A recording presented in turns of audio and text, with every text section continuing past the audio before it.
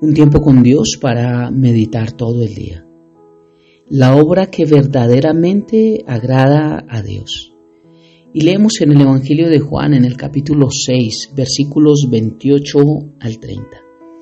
Y dice la palabra de Dios: entonces le dijeron: ¿qué debemos hacer para poner en práctica las obras de Dios? Respondió Jesús y les dijo: esta es la obra de Dios, que creáis en el que Él ha enviado. Le dijeron entonces: ¿qué señal pues haces tú para que veamos y te creamos? ¿Qué obra haces? Cuando leemos en NTV, dice: nosotros también queremos realizar las obras de Dios, contestaron ellos. ¿Qué debemos hacer? Jesús les dijo: la única obra que Dios quiere que hagan es que crean en quien Él ha enviado. Si quieres que creamos en ti, le respondieron, muéstranos una señal milagrosa. ¿Qué puedes hacer? Por eso, la obra que verdaderamente agrada a Dios. ¿Cuál es la obra que verdaderamente agrada a Dios según estos versículos? Creer en Jesús, confiar en Él. Esa es la obra, no dice las obras, no es plural, es singular. Es creer en su Hijo y confiar en Él. Esa es la obra. Esa es la obra que verdaderamente agrada a Dios Padre. Pero miremos un poco el contexto de estos versículos. Ellos estaban preguntando en qué podían hacer para ser salvos. Mira, dice: ¿qué debemos hacer para poner en práctica las obras de Dios? Plural, las obras. ¿Qué debemos hacer para poner en práctica las obras? Ellos le estaban preguntando a Jesús, era qué podían hacer para ser salvos. Querían hacer algo porque el hombre siempre ha creído que si simplemente hace algo, si él mismo se ocupa en hacer alguna cosa, puede salvarse. Las religiones y los que no practican una religión, que viven solos, los que no se congregan, los que dicen que no hay necesidad de una iglesia, también creen que ellos, portándose bien, entre comillas, tratando de hacer buenas cosas, se salvan. Porque creen en un Dios bueno y creen que Dios no va a enviar al infierno a alguien que se porta bien, que no fuma, que no toma, que no roba, que no miente, que supuestamente hace todas las cosas bien. Ese es el concepto erróneo que el diablo también ha puesto en la mente de algunos. Esto lo dice la palabra, que ha cegado el entendimiento, el Dios de este siglo, de este mundo, para que no le resplandezca la gloria de Dios. Entonces es el concepto que ellos tienen de que también van para el cielo, por supuestamente ser buenos y no necesitar una iglesia, no necesitar un don ministerial, no necesitar religiosidad para poder ir al cielo. Esto no es lo que la palabra de Dios nos enseña. El hombre siempre se ocupa en hacer algo para poder tratar de ser bueno o de poder en sus fuerzas lograr la salvación.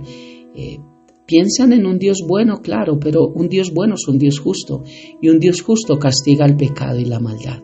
Y el hombre está lleno de pecado desde que nace, por eso el castigo es meritorio para todos los que nacemos, por eso todos estamos destituidos de la gloria de Dios y necesitamos el regalo de la salvación a través de Jesucristo. El hombre se cree capaz de lograr su propia salvación, se cree competente para hacerlo y cree que Dios va a aceptar sus obras. Y es lo que ellos dicen acá: ¿qué debemos hacer? ¿Qué obras debemos poner en práctica? Y es que las obras de Dios no consisten en hacer lo que haya sido mandado por Dios, sino en aceptar lo que ha sido hecho por Dios. Y vuelvo a repetir esto que es importante. Las obras de Dios no consisten en hacer lo que haya sido mandado por Dios, sino en aceptar lo que ha sido hecho por Dios. Esto quiere decir que es lo que Dios ha hecho y no lo que nosotros hacemos lo que es importante. Es la obra de Dios y no las obras del ser humano las que valen para nuestra salvación. Por eso aquí dice: y esta es la obra de Dios, que creáis en el que Él ha enviado. Jesús estaba diciendo que Dios provee la comida. Él es quien ha provisto esa comida para nosotros hoy en día y nosotros debemos comer de ella. En la parábola de la gran cena, el Señor de la casa extendió una invitación para un banquete y dijo a sus siervos: id a las calles principales para decirles a todos cuanto encontréis que están invitados a venir. Hoy está vigente esa invitación. Se trata de una comida gratuita, pero es una comida espiritual. Es una comida que solamente Dios Padre puede dar a través de su Hijo. Hoy en día está esa invitación abierta, pero el mundo no quiere.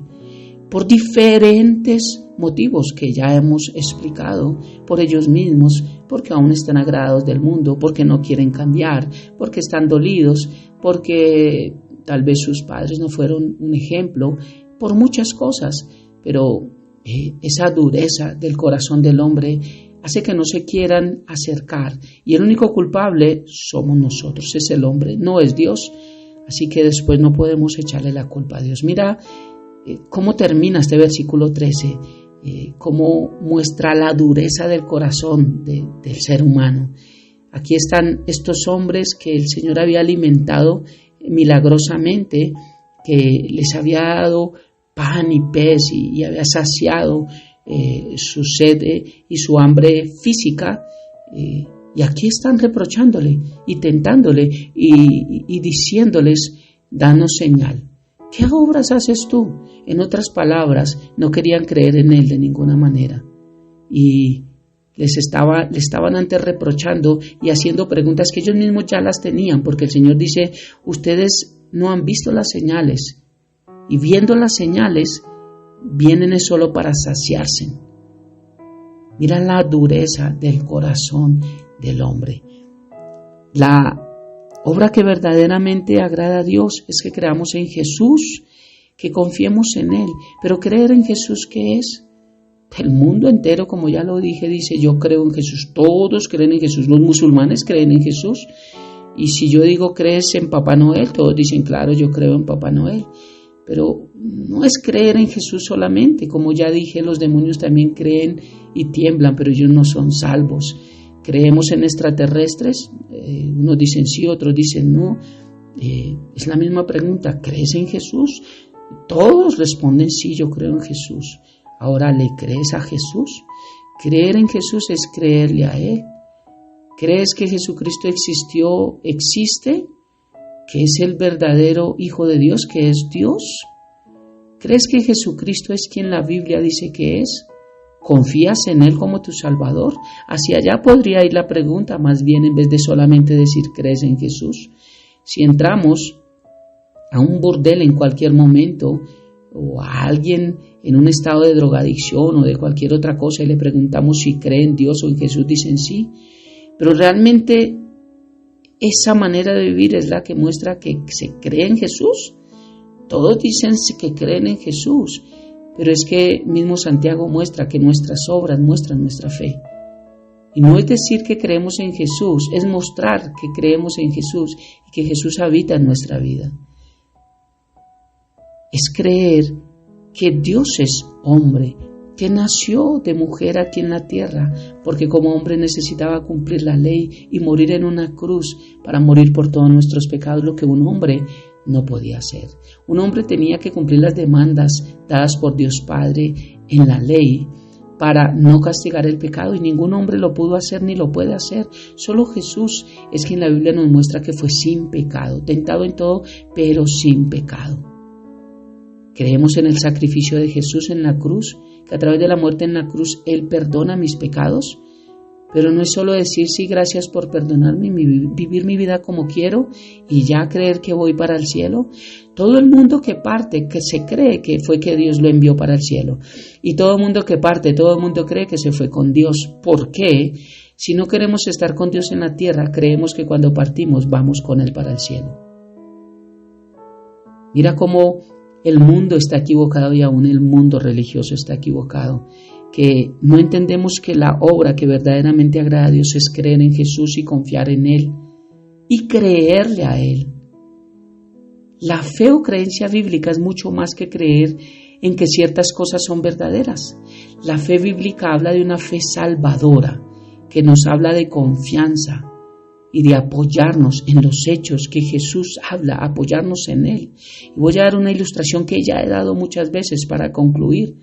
Una silla, por ejemplo, nos sirve para verla fuertemente, que tenga materiales fuertes y que veamos que puede soportar nuestro peso sea cual sea, y podemos creer que se ensambló correctamente y tenemos fe natural para creer que si yo me siento en esa silla no se va a romper, así como hacemos cuando llegamos a la iglesia o a otro lugar y nos sentamos en una silla, tenemos fe natural en esa silla.